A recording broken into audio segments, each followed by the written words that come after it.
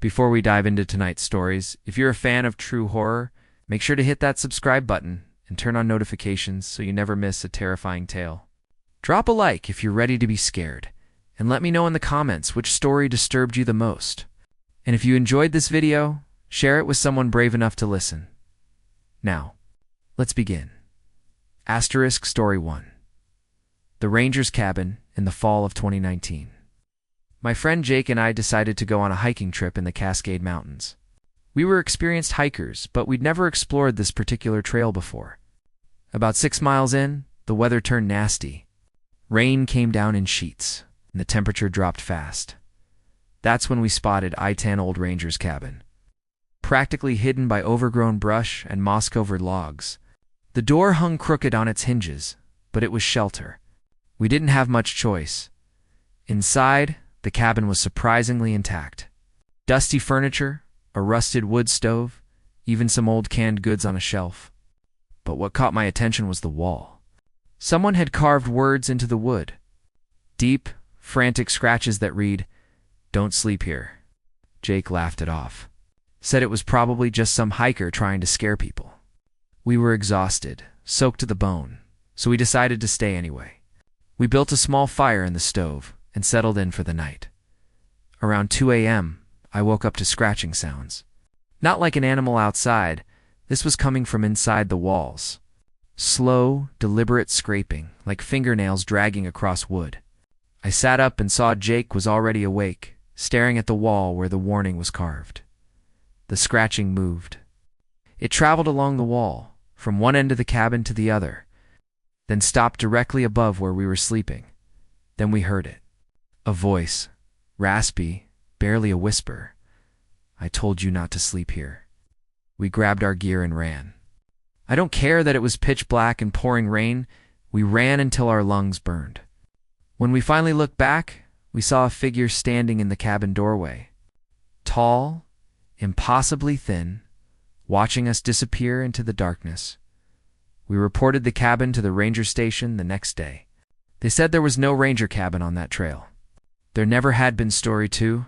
The photographer's mistake. This happened to my sister Emma back in 2021. She's a nature photographer and always looking for remote locations to capture untouched landscapes. She found an old cabin deep in the woods of northern Maine through some obscure hiking forum. The cabin was abandoned. Windows shattered, roof caving in. Perfect for her aesthetic. She spent the afternoon photographing the place, getting those haunting shots of decay and isolation as the sun started setting. She decided to take one last photo from inside the cabin. She set up her tripod in what used to be the living room and framed the shot through a broken window. When she looked at the image on her camera screen, her blood ran cold. In the window's reflection, standing directly behind her, was a woman in an old-fashioned dress. Pale skin, dark hollow eyes, staring right at the camera. Emma spun around. Nothing there. She checked the photo again. The woman was still there, clearer now, and she was smiling. Emma packed up and practically sprinted to her car. But when she got home and downloaded the photos, she found something worse. In every single photo she'd taken at that cabin, the woman appeared, sometimes in the background, sometimes closer. In the final photo, the one from inside, the woman's face filled the entire frame. Inches from the camera lens, Emma deleted everything and never went back. But sometimes, late at night, she swears she can see that same pale face watching her from her bedroom window. Story 3. The rental last summer. My boyfriend Tyler and I rented a cabin for a weekend getaway. It was cheap to cheap, honestly, but the photos online looked amazing. Secluded, rustic, surrounded by dense forest. When we arrived, the owner was waiting outside. Older man barely said 2 words. Just handed us the keys and told us one rule: don't open the basement door. We thought it was weird, but whatever. The cabin was beautiful. We spent the first day hiking and relaxing. That night, we made dinner and opened a bottle of wine. Everything was perfect until Tyler found the photographs. They were in a drawer in the bedroom.